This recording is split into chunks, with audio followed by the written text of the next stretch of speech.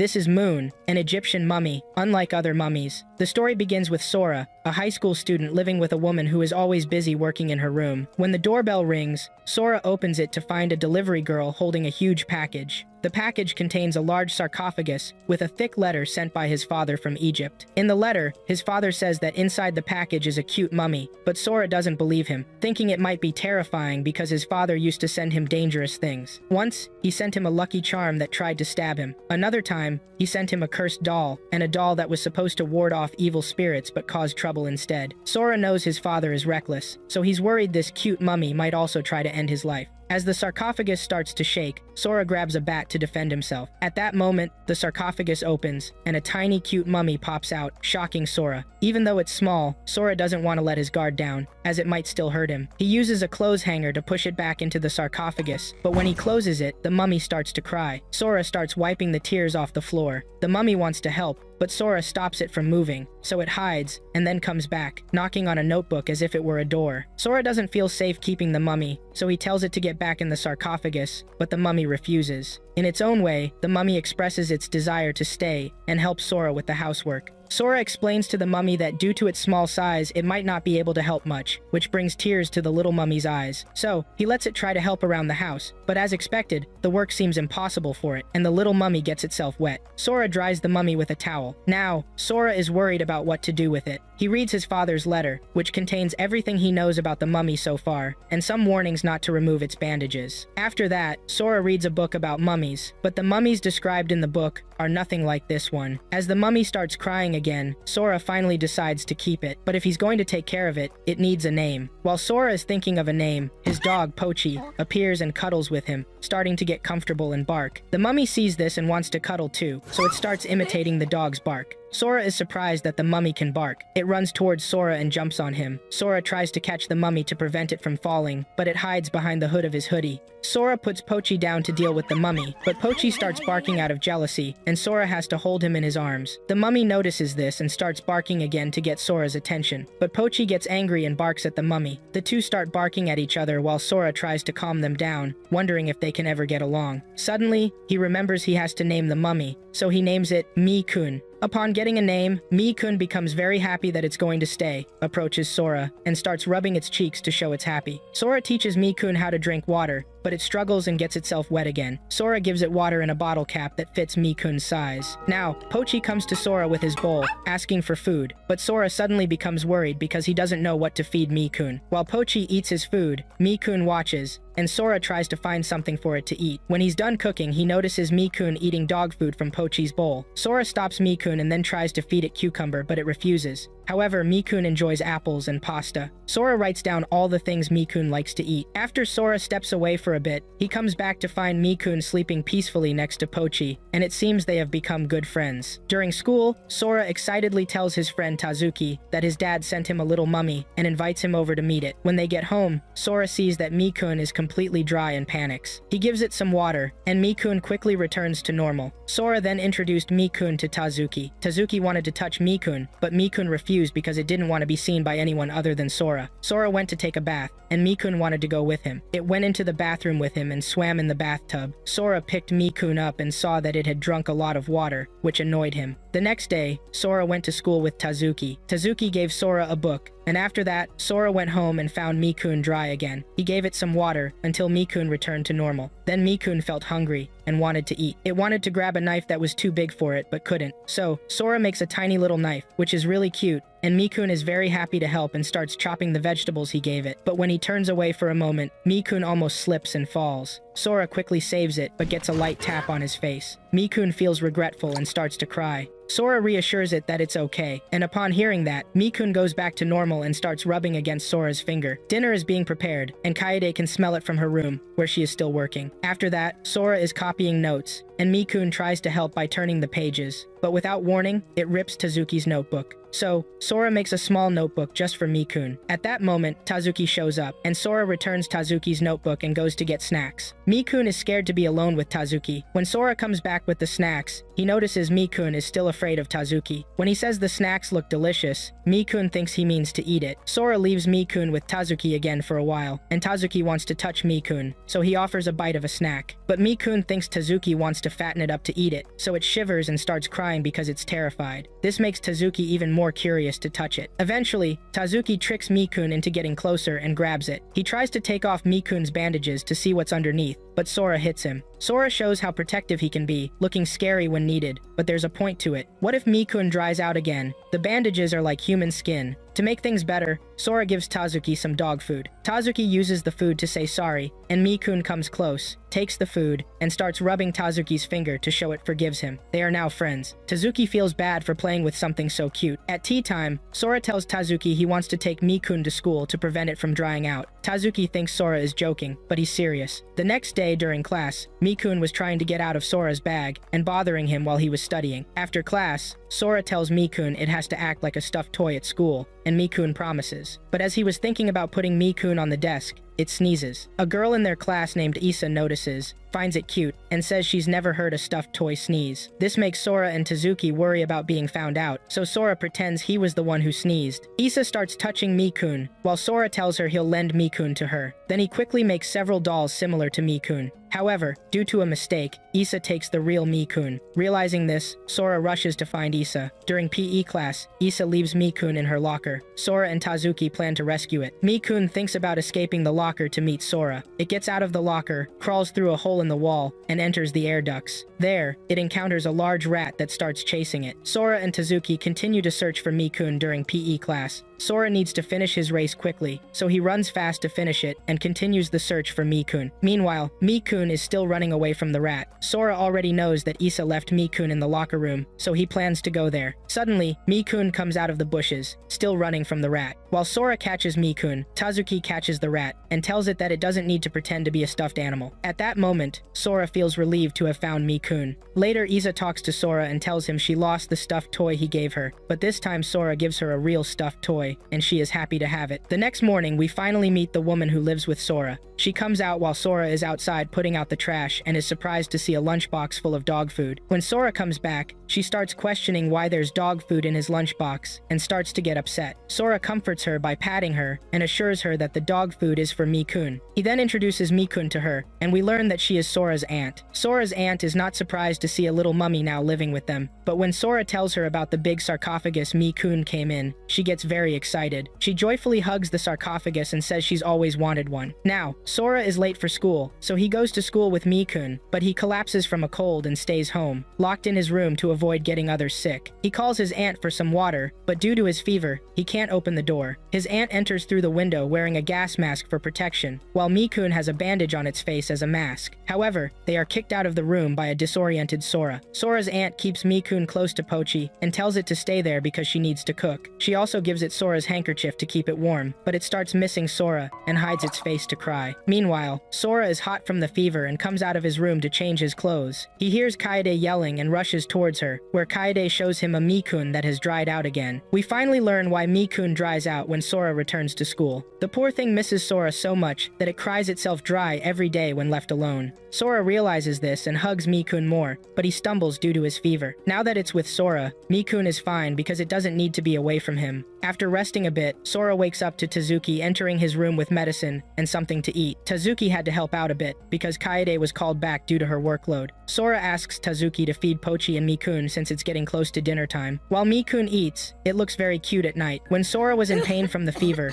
Mikun tried to take the washcloth to wet it but fell. The little mummy was too small to carry it to the water bowl, so it climbed up there and filled itself with water by falling into the bowl. It became Sora's washcloth, lying on Sora's forehead, and repeated this all night. The next morning, Sora wakes up and holds Mikun to reassure him that he's okay. However, Mikun sneezes because he got sick from staying wet all night to help Sora cool down. Mikun is sick and hidden inside a blanket but asks Sora to take him out. Sora says it's too cold and might make Mikun sicker. He desperately walks toward the window to go outside. Sora makes Mikun a small scarf and a hood so he can face the cold. Upon opening the window and placing Mikun outside, Mikun jumps down, walks to the ground, and starts digging. Despite his best efforts, it isn't enough. Sora watches him, not knowing why he's doing that. Luckily, Pochi comes to help him quickly dig a hole. Mikun runs toward it and jumps inside. Sora is surprised and confused about what to do next, but he waits there as the cold weather makes him sneeze. Pochi then pushes Sora inside and waits for Mikun to return. Meanwhile, Tazuki feels lonely at school without Sora, and someone is following him. Back with Sora, a long time has passed, and Mikun still hasn't come out. Even Pochi looks worried now. Sora hugs Pochi and wonders aloud what he should do. This situation deeply affects Sora, reminding him of his childhood when he tried to help a dying bird. Tazuki, always the more mature one, had warned Sora against helping the bird, saying Sora would only get hurt when it died. When the bird died, Sora cried. His father came to comfort him. Sora is very worried now, but suddenly Mikun returns. It seems Mikun just needed a nap in the dirt to recover, and Sora becomes very happy. Sora gives him something to eat and watches the little mummy eat. That night, Kaede comes home for dinner and brings a lot of healthy food for Sora and Mikun after learning they were sick. She offers to cook for the night. However, when she puts on her glasses, we see a completely different side of her. Whenever she wears her glasses, she adopts a more loving personality, but Sora finds it kind of creepy. Mikun tries to take off her glasses but is caught by Kaede. At that moment, Tazuki walks in, not even fazed by her, just taking off her glasses and teasing her. Later, they all have a nice dinner, and Mikun generously enjoys his favorite macarons. As Tazuki is leaving, he thanks Sora for taking care of him while he was sick. Tazuki replies, "You're like family to me," showing how close their friendship island. At night, Sora writes about the little mummy in his notebook, while Mikun sleeps wrapped in a blanket, looking very cute. As Tazuki continues walking home, he hears someone following him. He stops and asks the person to show themselves. It turns out to be a little Oni. Tazuki suddenly imagines himself with the Oni, picturing the Oni when it's grown up. The scenes were hilarious. A big, muscular Oni next to a normal-sized Tazuki. The contrast was too much for him. He starts walking away, but the Oni keeps following him. Tazuki tells him to go away and points him to Sora's house if he feels cold, providing the necessary directions. The Oni nods as if he understands, and Tazuki leaves. When Tazuki gets home, he goes straight to his room. As soon as he opens his bedroom door, he sees the poor Oni shivering outside his window. He asks him why he came here when he told him to go to Sora's house. He closes the curtains. After he finishes his shower, his sister comes into his room asking for help with her homework. After helping her, he sits in his room and checks if the Oni is still there, so he decides to let him in. The Oni looks overjoyed. While he goes to get something for the Oni to eat, he finds the Oni already asleep in his bed. Tazuki pushes him away and says, "You need a bath, you're dirty." The Oni jumps into a hot teacup, thinking he'll clean himself. Tazuki puts a cold compress on him and calls him an idiot. Later, the Oni sleeps next to Tazuki in his bed. The next morning, Tazuki just puts him outside and tells him not to come back. At school during lunchtime, Tazuki tells Sora everything that happened the previous night when he found the Oni following him. Meanwhile, Mikun is enjoying his lunch. Sora tells Tazuki that the Oni was cast out after the last Setsubun festival and has been wandering around alone. Sora convinces Tazuki to let the Oni stay with him, but Tazuki says he told the Oni to go away that morning and felt sad about it. To cheer him up, Sora shares some cookies with Tazuki. Later, when Tazuki gets back at night, he sees the Oni outside his window again. He lets him in, but the next morning he puts him out again. However, the Oni keeps coming back. He even feeds the Oni, although he puts him out every morning. Why Tazuki keeps casting him away while still caring for the Oni is something we'll learn later. Now, his sister also knows about the Oni and asks him why he doesn't give him a name. The next day, he tells Sora that the Oni is now living with him, so Sora invites him to his house so the Oni can play with Mikun. Hearing this, Tazuki starts thinking about the Oni, remembering when he found the Oni dirty and with scars on his body. At that moment, Tazuki recalls when he first met Sora. Sora was all alone, and when Tazuki greeted him, he noticed a spirit-like creature with Sora. Sora explained that these creatures recognize and trust humans who know about them, and only show themselves to those humans when they need help. This might be why Tazuki started seeing these creatures more often. Earlier, he had found an injured dragon and thought about treating its injuries. Now, it's the Oni who has started living with him. When Tazuki gets home, the Oni seems to be in a bad mood. The Oni is kind of jealous. He found Tazuki's doll and seemed to be waiting for him to come and see who it was. Tazuki lets him take the doll, but he just throws it away and feels relieved that he's the only one for Tazuki. The next day, Tazuki takes him to Sora's house so he can play with Mikun. It was their first playdate. At first,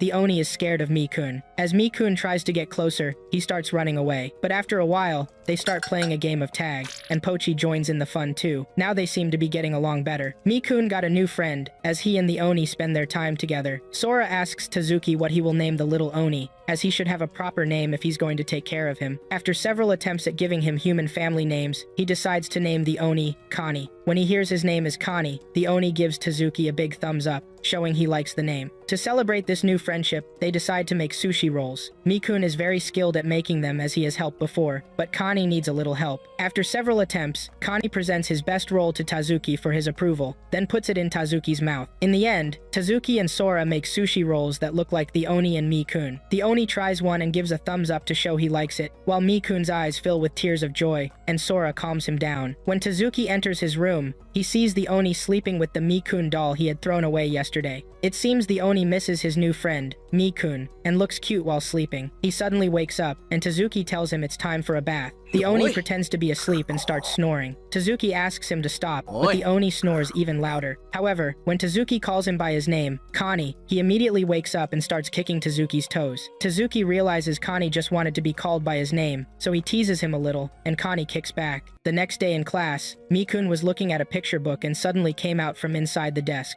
Sora tells him to stay inside the desk so no one sees him. Suddenly, Sora sees a lizard on Tazuki's desk and wonders why it's there. Tazuki picks up the lizard and says it's not real. It turns out it was a prank by another classmate who was surprised to see Mikun's curiosity about the lizard. Sora takes the fake crawler toy from his classmate. During break time, Mikun seems delighted playing with the lizard and wrapping it in bandages. He excitedly runs to Sora to show him, but Sora points out that the bandage is falling off the lizard's tail and tries to fix it but finds it difficult. Sora reassures him that it's okay. It just needs some practice. Meanwhile, their classmate is planning another prank but suddenly bumps into a boy, causing the fake lizard to fall from his hand and land in front of Isao, which terrifies her and makes her run away. On the way back from school, her classmate asks Isao why she was so scared of a toy lizard, and Isao replies that she doesn't like lizards, even if they're toys. Now we see Sora, who has just arrived home with Mikun, but he can't find his dog. He enters his aunt's room to check if Pochi is there. Later, Sora tells Mikun he's going out to shop for dinner, and informs him of the time he'll be back using the clock.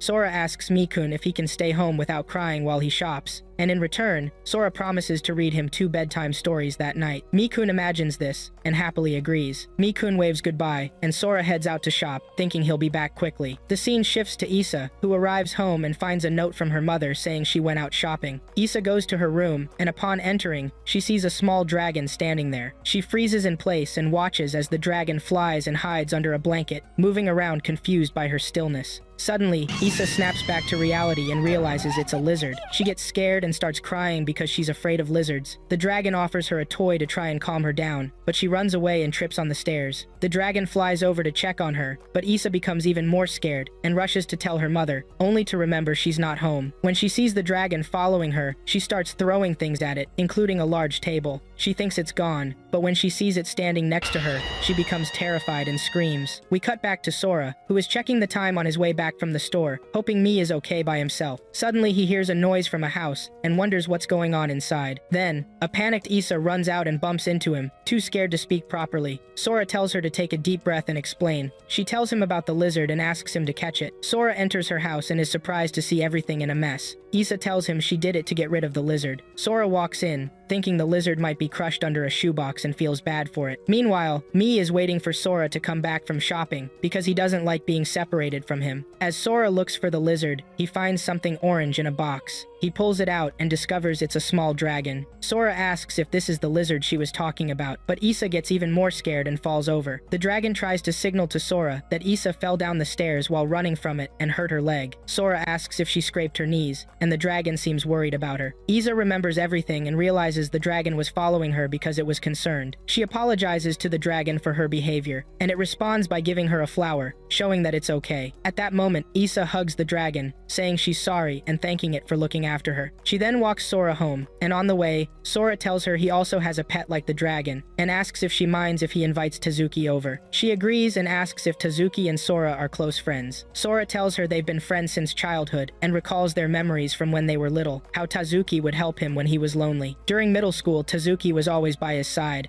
and they spent a lot of time together. Tazuki seems cool because he's collected, but he was always kind. Meanwhile, Mii was waiting for Sora. Suddenly, he hears Sora's voice and rushes towards him. Mii gets confused because he brought the same stuffed toy to school. Mii freezes, unsure if he should act like the toy or not. Tears start to well up in Mii's eyes. Sora then gently picks Mii up to comfort him. Afterward, Sora explains everything to Issa, while Mii and the dragon get acquainted. Issa is amazed, and feels like she's in a storybook where creatures like dragons and little mummies exist. Sora tells her they're real, but they hide their existence from humans, as some might hunt them for profit. He advises Issa not to tell anyone about them. Meanwhile, Mii and the dragon become good friends and play happily. Tazuki arrives, and Sora wants to put a blindfold on him for a surprise, but the dragon comes out and spoils the introduction. The dragon was the surprise. Sora then says, Tazuki has always wished to see a dragon. When Tazuki sees the dragon, he remembers an injured dragon he once encountered. Everyone sits with their spirit creatures. Issa offers the dragon some meat, but it refuses to eat it. She tries offering different foods, but it keeps refusing. Issa wonders what she can give it since it's rejecting everything. Then, Mii tries to give the dragon dog food. Hearing the commotion, Sora's aunt comes out of a box, surprised that Sora brought a girl home instead of being flustered by the new creatures. Eventually, they figure out what the dragon can eat. Now it's time to name the dragon, which Issa decides will be Isao. The next day in class, while talking with her classmates, Issa is about to mention her spirit creature, Isao, but suddenly remembers Sora's words not to tell anyone. Sora and Tazuki are relieved she didn't reveal anything. On the way back, Tazuki mentions her slip-up when she almost revealed her dragon, and Isao apologizes for it. Tazuki says she can talk about Isao with them whenever she wants. She becomes very happy and shares all the cute moments she's had with Isao. Sora then says she can join them during lunch, and they can talk more about their spirit creatures. At home, Sora tells his aunt that Issa and Tazuki are coming over on Sunday, so their spirit creatures can have a fun time together. Suddenly, Mii starts acting strangely while lying on the table. It turns out his back was itchy, so Sora scratches it for him. His aunt tells him that Mii is more like a little brother than a creature Sora is taking care of. Sora then starts telling a story about when he was cleaning and left Mii and Pochi alone. Mii climbed the desk to answer a phone call, but Sora intervened just in time and apologized to the person. The next day, while Sora was cleaning the bathroom, Mii came in, slipped on the strong cleaner, and hit the wall, looking sad. It's Sunday, and the little dragon cuddles with his friends when he meets them. The dragon starts flying with Mii and Connie on his back. Tazuki is amazed to see the little dragon fly, and then Issa says she wants to show them something. It's a message written by the dragon. They are amazed that the dragon has learned to write, showing it's very intelligent. Tazuki thinks about teaching it the English alphabet. Sora thinks the dragon can't do it, but Tazuki starts teaching it. When it writes its name in color on the paper, Tazuki is surprised by how fast the dragon learns. They look at their spirit creatures and see the dragon teaching the others. The little mummy then gives Sora a letter. When he takes it, a serious and sad expression comes over his face, suggesting something big might be written inside. When he opens it, Sora's face lights up,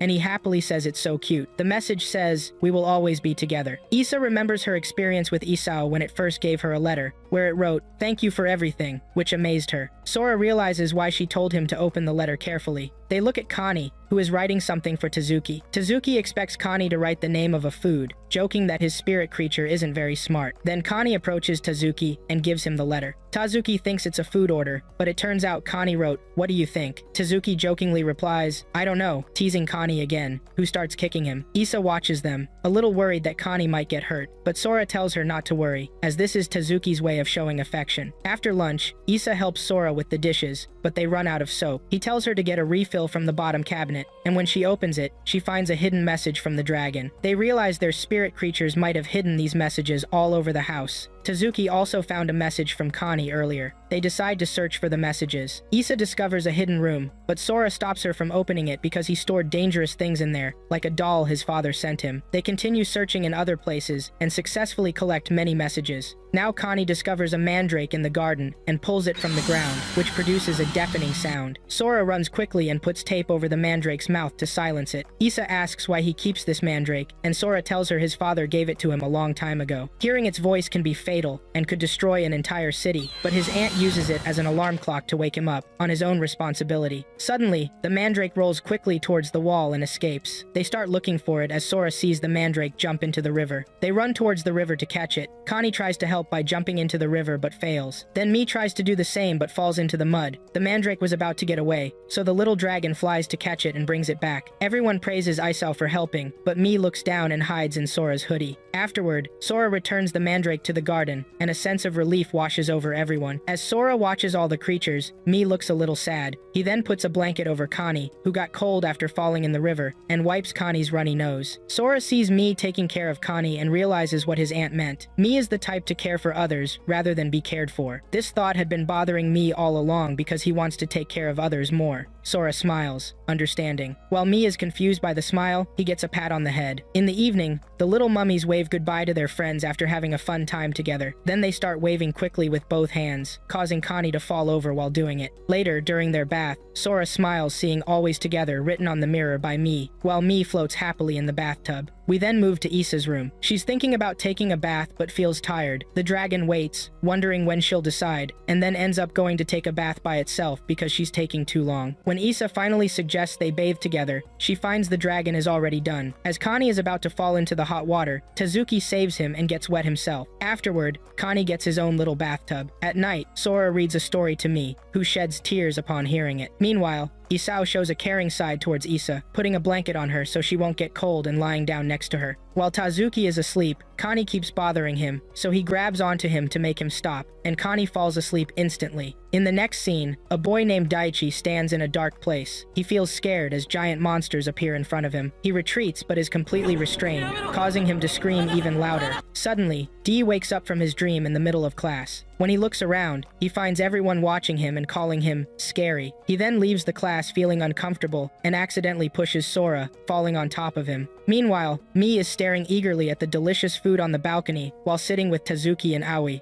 Tazuki tells Mi to start eating and not wait for Sora. When Sora arrives carrying a passed-out DI on his back, Tazuki jokes, "That's a big lunch you've got there, Sora." Sora loses his grip and drops DI, but Aoi catches him. Tazuki wonders how they are so strong while Mi eats an apple. They learn that D is banned from the nurse's office after losing control. While Aoi places a blanket on him, she notices D is having a bad nightmare. He wakes up screaming and tries to hit Aoi, but Sora saves her. When Sora sees D's injured hands, he tries to help him but is warned off. This angers Tazuki, who confronts D, but when D looks into Tazuki's intimidating eyes, he gets scared. Sora stops Tazuki just in time. D starts feeling uneasy again, so he leaves, and they are left confused about his problem. Later, Sora goes to D's classroom to check on him. When D comes out of the class, Sora gives him a bandage and asks him to walk home together without knowing his name. Sora discovers that D lives alone in an apartment and has a severe habit of violent sleepwalking that started in elementary school. He tells him about the protective charms he keeps to get rid of nightmares. Sora is inspired to see DI's charms, so they go to his apartment where the windows are completely covered. Sora removes the protective charms from the windows and tells him he doesn't need so many. He then gives DI a drawing of a Baku, a creature that eats nightmares, and tells him to put it under his pillow, even though Baku are fictional creatures. That night, D keeps it under his pillow, and when he falls asleep, he wakes up, surprised to see the Baku drawing is working on something eating his nightmares, but he gets scared and calls Sora to tell him. Sora runs over with Mi and enters D's room. He is amazed to see a real Baku and compliments it, saying it's fluffy and soft. He then gives it to D, who also feels its softness. DI then asks if eating nightmares is a metaphor, which prompts Sora to show him Mi, proving that these creatures are real. The next day on the balcony, Sora tells Tazuki and Aoi about the Baku, while Mi eats noodles and orders lunch. Aoi gets excited about the Baku and wants to see it. When Sora tells her it's fluffy and pillow-like, they go to DI's class, but he's absent. The next day, he's absent again. Sora wonders what happened to DI and why he's missing. After 3 days, a freshly trimmed DI shows up and tells them he's been sleeping peacefully the whole time. He then apologizes to Aoi for trying to hit her in his sleep, and Aoi says, "It's okay, I understand." She then invites him to have lunch with them, and he accepts. Later on the balcony, an awkward atmosphere hangs between DI and Tazuki as they wait for Sora and Aoi to have lunch. Tazuki reintroduces himself and asks about DI's health and name to break the ice. They relax when the others arrive with Mi, who tries to get them to slap each other. Mi starts barking, and Sora understands he wants them to slap each other. Mi confirms this with continuous barking. They slap each other, and Mi pushes them to say goodbye, leading to all of them bursting into laughter. Later, Mi, Aoi, and Connie meet Baku. They climb on him, but he throws them off, showing his disinterest. When asked if he's named the Baku, D says he's calling it Moku Moku for now, until he thinks of a proper name. While they are all on Baku, it quickly moves to D's head. Later, Sora tells him it moves faster than the speed of sound. Suddenly, Pochi appears, and now Sora is taking pictures of all the spirit creatures together while they're asleep. The next day, DI meets Sora,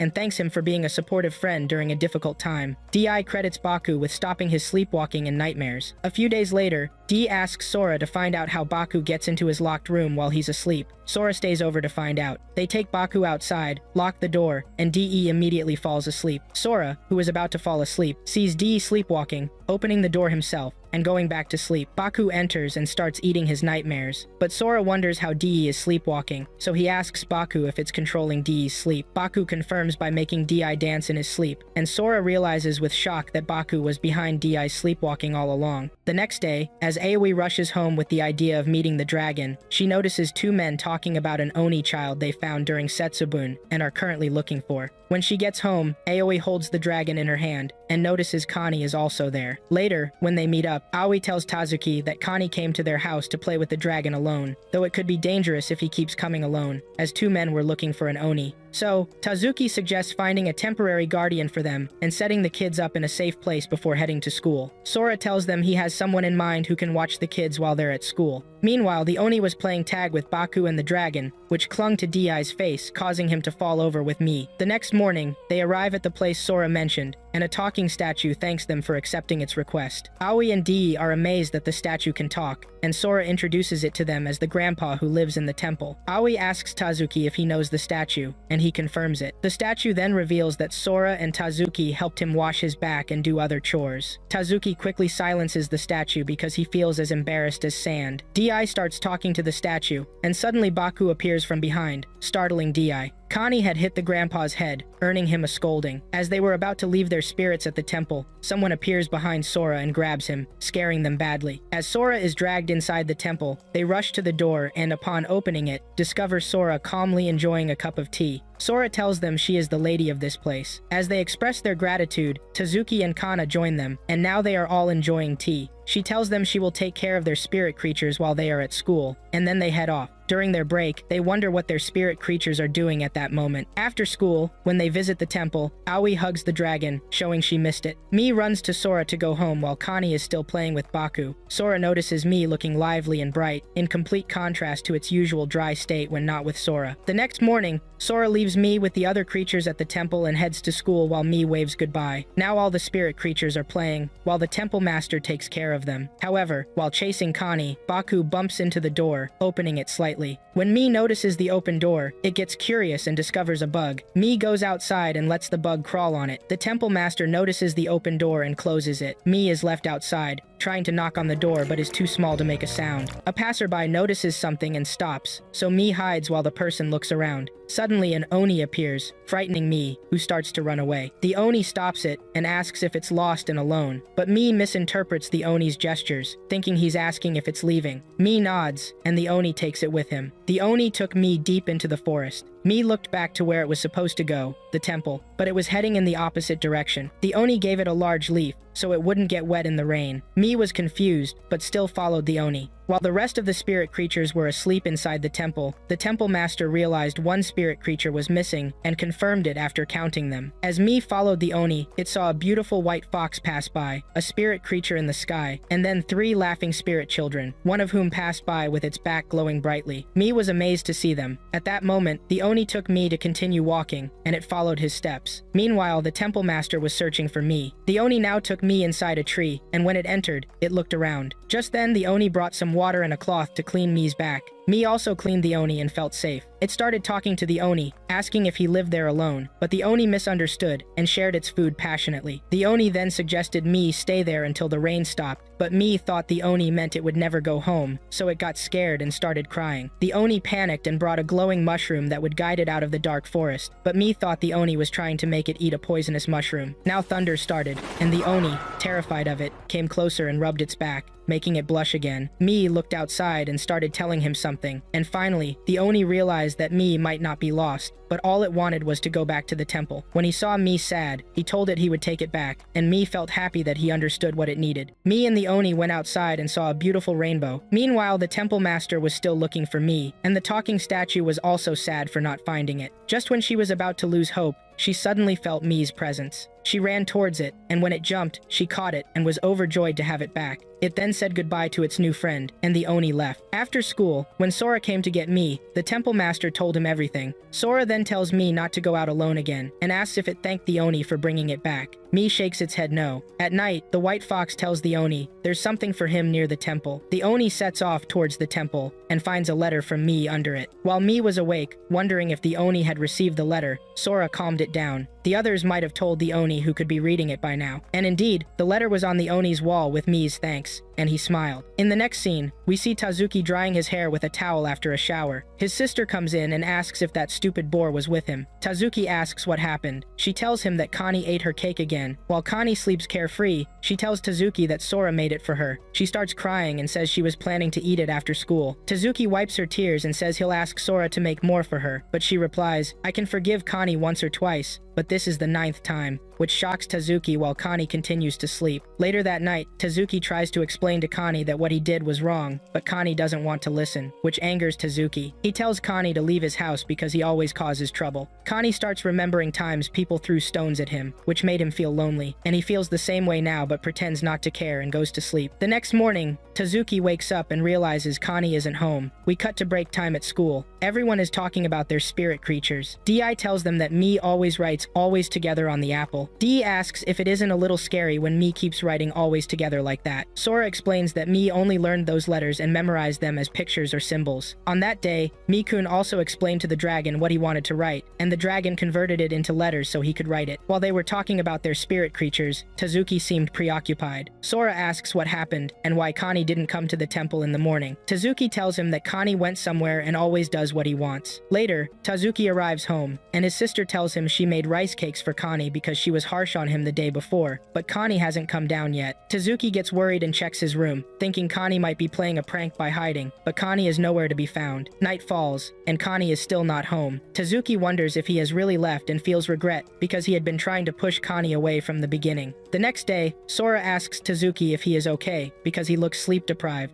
Later, he drops his notebooks and orders the wrong drink from the vending machine. Tazuki seems so lost all day that his classmates have to tell him he's holding his book upside down. Meanwhile, Mii-kun is using colors to write something with the dragon and Baku. Then they move to the balcony. Tazuki shares his feelings with Sora that Connie hasn't returned home since the previous day. Sora says they should look for him, but Tazuki insists there's no need, as Connie left on his own. However, Sora agrees with Tazuki's concern for Connie. At the temple, Mii-kun tries to imitate Connie as everyone misses him dearly, but he finds it hard to make them feel better. Later, everyone meets up with Tazuki and suggests they all look for Connie together after school. Tazuki recalls his past when he tried to save a dragon as a child from a man who wanted to harm it. However, the man found and attacked them, leaving Tazuki traumatized. Driven by these memories, Tazuki starts running to find Connie. Meanwhile, Sora and the others arrive at the temple and tell Mukumuku and the rest that they are looking for Connie, assuring them they will bring Connie back. In contrast, Tazuki is still running to find Connie and reflects on their relationship, feeling relieved when he sees Connie sleeping beside him. Despite Connie's annoying behavior, Tazuki cares for him deeply. Suddenly, Sora also appears, and they spot Connie, chasing after him, but he is too fast for Tazuki to catch. Connie runs away, and then Tazuki sees him running on the road. Sora runs after him, but the child Oni reveals that he is not Connie. At the same time, Mii-kun draws Connie using colors and wipes away his tears while the dragon comforts him. Now, Tazuki finds Connie stuck in a wall and gently helps him out. Sora arrives and tells Tazuki that the child Oni they were chasing wasn't the real Connie. Isao and Daichi also show up with tear-filled eyes. Isao shows them Connie's torn pants and tells them they found his pants near the river, but Connie was missing. Sora says they should search the area again, but Tazuki stops him, saying he found Connie. Everyone looks at Connie with joy-filled eyes because he is safe. Connie is holding a flower in his hand and is without his pants. Sora asks Isao and Daichi why they are wet, and they reply that they jumped into the river to look for Connie. Tazuki thanks them for their help, telling them he should rely on his friends more. Upon returning to the temple, they are surprised to see a picture Mii-kun and the others made, symbolizing unity, as Mii-kun also writes in his letters. On the way home, Tazuki lectures Connie that eating others' meals without permission is bad, and makes his sister sad. Tazuki also shares his past experience experience of trying to save a dragon and the trauma he suffered, which made him hesitant to have a pet, fearing he might not be able to save them one day. But now he realizes he can't live without Connie, so he wants to live happily with him, and promises he will always help him. Meanwhile, Connie remembers the moments he was hurt by stones, and also recalls seeing a girl with her mother holding hands. He wanted the same gentle connection, and his eyes tear up. Tezuki extends his hand to give Connie the gentle connection he longed for. When they arrive home, Sora discovers a letter from his aunt with a box. The letter explains she is away for work, and that the box was sent by his father. Suddenly, the box starts shaking, causing Sora and Mikun to worry, as if his father has sent something dangerous again. At that moment, the doorbell rings. It's Tezuki and Connie at the door. Instead of opening the door, Sora tells Tezuki over the phone to come back later because he's busy. But Tezuki goes to Sora's backyard and asks him to open the door, saying Sora always keeps him out when his father sends something. Sora lets Tezuki in, but the strange box still makes them wary, and Sora and Connie get ready with their weapons to protect themselves. While Sora insisted Tezuki take the kids outside because it wasn't safe inside, the box opens by itself, releasing black mist. A creature's eyes glow from the mist as it wonders why Sora is ready to attack it. As the mist clears, they see it's a talking Anubis statue.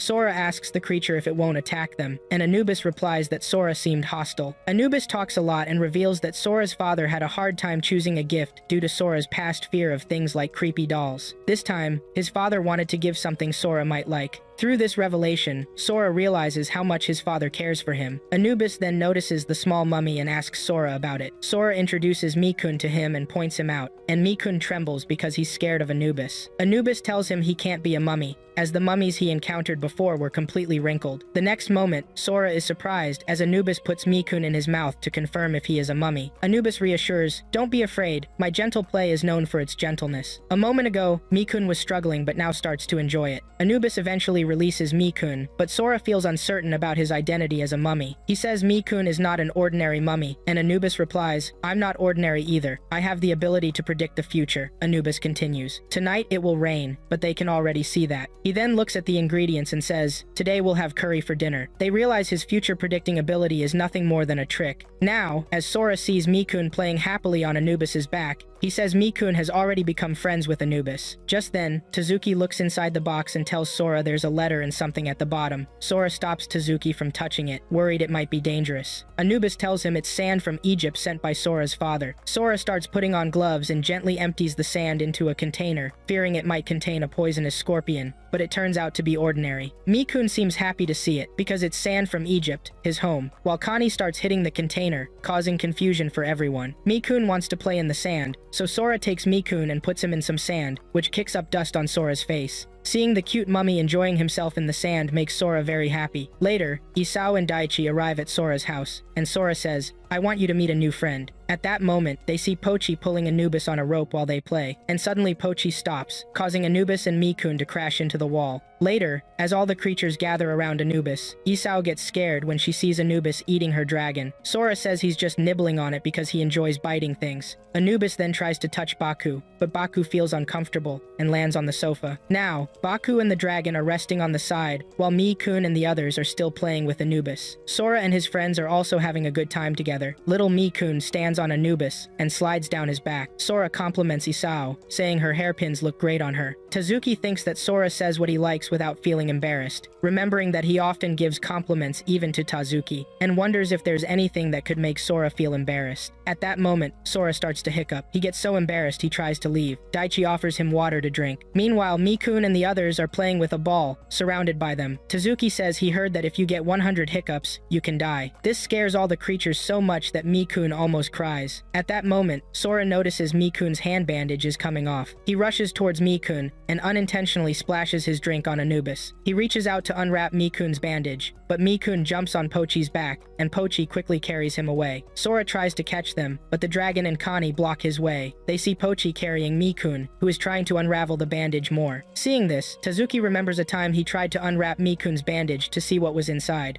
Now Mikun is trying it himself. Tezuki sees this as a perfect opportunity to reveal what's behind it. Tezuki stops Sora from reaching Mikun by holding him from behind. Isao notices this and rushes behind Mikun to stop him, but she unfortunately loosens his bandage even more. Sora asks Tazuki to let him go, but Tazuki is surprised by a strong light in the room. Sora manages to break free from Tazuki's grip and shouts loudly, making Mikun and Pochi stop running. He tells Mikun that he can't remove the bandage because something might happen, remembering what was mentioned in his father's letter not to do so. Mikun nods with teary eyes, jumps off Pochi's back, and runs towards Sora. Isao asks why Mikun wanted to remove the bandage, but suddenly all the spirit creatures start hiccuping continuously. Isao realizes and asks if what they did was to stop Sora's hiccups, and all the creatures nod their heads. Tazuki clarifies that dying after 100 hiccups is just a myth. Mikun runs towards Sora with teary eyes, feeling relieved after hearing that. Sora starts rewrapping Mui's bandages. Just then, Issa says they should leave now because it's getting late. Sora picks up the fully wrapped Mui and says it's time to say goodbye to everyone as they head home. Issa mentions that all the creatures are spirits, except for Pochi, who is a regular dog. Sora replies that Pochi isn't an ordinary dog. He can live for 100 years and is currently 50. The next day, one of Sora's classmates shows him a picture of a unique-looking dog. The dog was bleeding and found near the mountains, but it disappeared quickly. The scene then shifts to the porch. Tazuki and Sora realize it's likely a spirit creature but stay quiet. Later, everyone gathers at the table and decides to look for the spirit creature in case it's injured. At night, Sora is playing with the cute Mui, who is sleeping beside him, when Anubis suddenly appears and tells Sora he wants to watch a foreign drama tonight. Sora goes to turn on the TV for Anubis and sits with him for a while. The next day, Mui doesn't want to leave Sora and go to the temple with the others. She woke up from a nightmare and didn't find Sora next to her, and she's been scared ever since. Mui wants to be with Sora, so the temple master puts a charm on her back. The grandfather statue tells them the charm will help if Mui gets lost. After school, they head toward the mountain to search for the injured spirit creature. When they reach the stairs, they face a fork in the road and decide to split into two groups. Tazuki and Issa take one path, while Dai accompanies Sora on the other. Sora and Dai start searching, while on the other side, Issa calls out the spirit creature's name. Tazuki tells her they should head back since they haven't found anything. They then regroup with Sora and Dai, as no one found any creature. Suddenly, Sora senses something unusual, and Tazuki points out that the two paths have merged into one. At that moment, they hear music, and everyone is confused by the festive sound. The music triggers a memory for Sora. He remembers when Tazuki refused to go to the Spirit Lord Festival with him, suggesting he find humans to play with instead of spirit creatures. This surprises Sora and explains why they never attended the festival. He realizes it's time for the festival again. Sora tells everyone that entering the Spirit Lord Festival without an invitation is forbidden. Suddenly, spirit guards appear, checking for invitations and asking for theirs. Sora approaches the guards and explains that they got lost and ended up here. The guard realizes they don't have an invitation, transforms into a monster, and says they must face punishment. Everyone is scared of the terrifying creature, and Mui hides in Sora's pocket. Sora says, "Punish me and let my friends go," but Tazuki gets angry, wondering why. The creature finds Sora amusing but refuses to respect him, grabbing him with its hands while the others are also caught by guards from behind. Just as they are about to be punished, Mui jumps out of Sora's pocket with the invitation and lands on the creature's head, barking loudly. The creature returns to its normal form and says to Mui, "If you had presented the invitation earlier, you wouldn't have had to face all this." Suddenly, Tazuki runs towards Sora and hits him, saying he always does whatever he wants before running off. Sora chases after Tazuki, wondering why he reacted that way and if he upset him somehow. Just then, a spirit creature named Yamada appears, who knows Sora well. Yamada hugs Sora tightly, and Mui tries to intervene because Sora looks uncomfortable. Sora then realizes that the invitations they gave the guards were the ones Yamada had given him a while ago. He then asks Yamada if he has seen the injured spirit creature, an Inugami. Yamada replies that he knows where the Inugami is and will guide them. He tells them the Inugami is no longer injured, and that there are two Inugami who are always together. A while ago, one got hurt and was seen by humans, but the other arrived just in time to save it. When they see the Inugami, the red one bites the blue one, throws it aside, and runs in one direction, while the blue one flees in another. Seeing this, Sora and Tazuki are reminded of their own fight and decide to handle the situation. The blue Inugami is crying and sits beside Sora. Little Mui goes to comfort it by patting its head. Sora asks if it's crying because it hurt its friend somehow, and the Inugami nods. Sora tells it that he also hurt his friend, but now realizes he will make things right. Meanwhile, Tazuki chases the other Inugami and sees the creature kicking a tree in anger and pain. Tazuki stops it, saying that hurting itself won't solve anything. He shares that they sometimes feel the same way when they're hurt, and tears fall from the Inugami's eyes. At that moment, its friend arrives and jumps on it, and both Inugami are happy together. Sora and Tazuki smile too. Now, a man pushes his invitation forward and enters. The guards notice blood on it and realize he is a collector. Meanwhile, Sora asks Tazuki why he refused to attend the festival back then. Tazuki urges Sora not to get involved with these creatures. He finally reveals that he once tried to save a dragon from a collector, putting his own life in danger. He was afraid that if Sora got into similar danger, he wouldn't be able to bear the pain of losing his friend. Hearing this, Sora's eyes well up with tears. Suddenly, the drums start, and all the creatures begin moving in that direction as the festival begins. Tazuki tells Sora to hold on to his shirt so he doesn't get lost in the crowd, reassuring him that he will never leave him alone. Later, they watch the waterfall, and Yamada tells them that its water cleanses the body and soul. The Inugami jump into the water to enjoy a bath with their friend. Sora places Mui near the waterfall, while everyone watches the Inugami climb it. Suddenly, someone takes Mui. Two guards arrive and ask if they have seen any suspicious men in the area. Sora then realizes Mui is missing. He screams Mui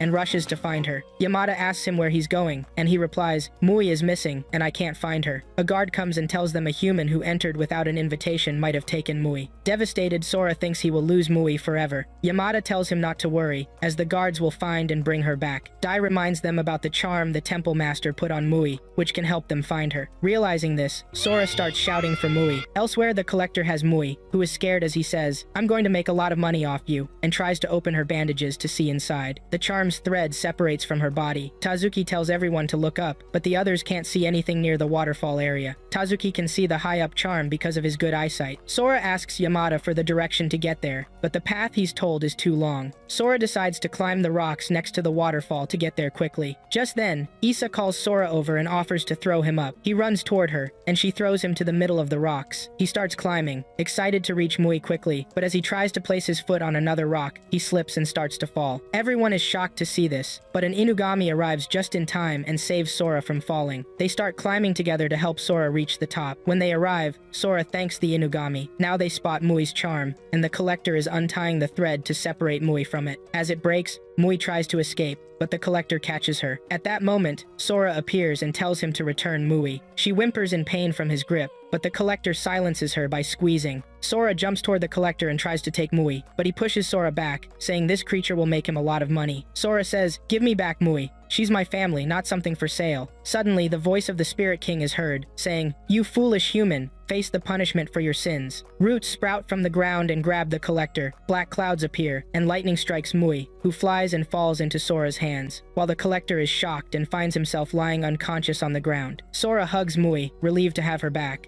The collector is captured and begs to be released. Some spirit creatures approach with gifts. Yamada tells Sora the gifts are for him, as he's the hero who caught the thief. Mui also receives a gift that she loves. Afterward, Sora gives a gift to the temple master. Upon her return, she blushes as Sora thanks her for Mui's charm. Just then, Issa notices Koni hitting Tazuki, who wants to play more. Sora suggests they all get together at his house. Kaede welcomes everyone from inside. Dai looks on in amazement, saying, you look like a model. I'm a fan. Sora confirms she is that model, and Dai excitedly takes her hand, saying, I'm a huge fan now. When Anubis sees the gift box, he asks about it. Sora tells him it's a gift from the festival. The other creatures take Sora aside and start complaining about not being taken to the festival. He quickly realizes the others look sad about not being able to go, so they start pretending to be angry. Koni jumps to hit Tazuki but misses. Dai tells Baku it wasn't on purpose, but Baku jumps to slap him. Issa moves in for a hug, but he doesn't respond. Sora starts looking at the box and tells them about a legend that large boxes might contain dangerous things. Everyone is on alert and confused. Sora hesitantly opens the box. The next moment, we find out the box contains festival attire. Everyone puts on the kimonos. Tazuki says no one would have guessed the box would contain all this. Kaede asks where he got these outfits, and he explains he had them from work. All the creatures appear in their outfits, amazed and admiring how cute everyone looks. To play a game, Dai ties a string to Baku. He runs fast and grabs a piece of cloth, but it flies out of Dai's hand because it's a magic cloth. Next, Tazuki is ready for a game of Ramune, but the target starts moving. As he's about to shoot, Koni steps in to play first, but fails to hit the target and starts hitting Tazuki. Mui tries to shoot but hits himself instead of the target. Now, Tazuki shoots at the targets and doesn't miss a single shot, scoring an unexpected victory. Everyone starts laughing when they see Koni wearing one of the masks, which looks strange and funny. Then, the dragon tries to get a balloon using bait. He tries to lure the orange balloon, and Issa helps him,